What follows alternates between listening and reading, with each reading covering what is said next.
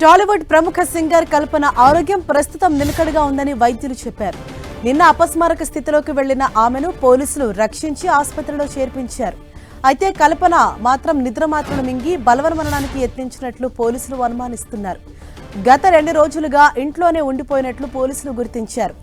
ఎంతకీ తలుపు తీయకపోవడంతో ఆమె రెండో భర్త స్థానికులకు సమాచారం ఇచ్చాడు.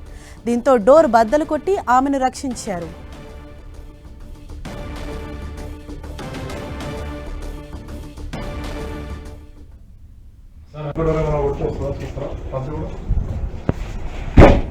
నిన్న సాయంత్రం చెన్నైలో ఉన్న భర్తకు ఫోన్ చేసి అపస్మారక స్థితిలోకి వెళ్తున్నట్లు చెప్పింది కల్పన.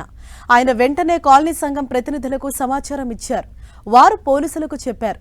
వారొచ్చి తలుపులు బద్దలు కొట్టి చూడగా అప్పటికే కల్పన అపస్మారక స్థితిలో ఉన్నారు. వెంటనే సమీప హోలిస్టిక్ హాస్పిటల్కు తరలించారు. కూకట్పల్లిలో 5 ఏళ్లుగా కల్పన దంపతులు నివాసం ఉంటున్నారు.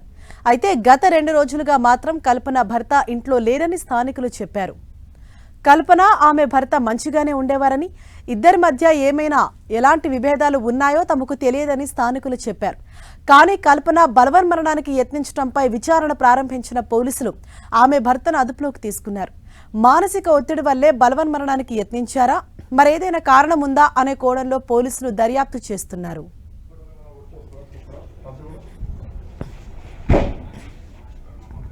ఇంకా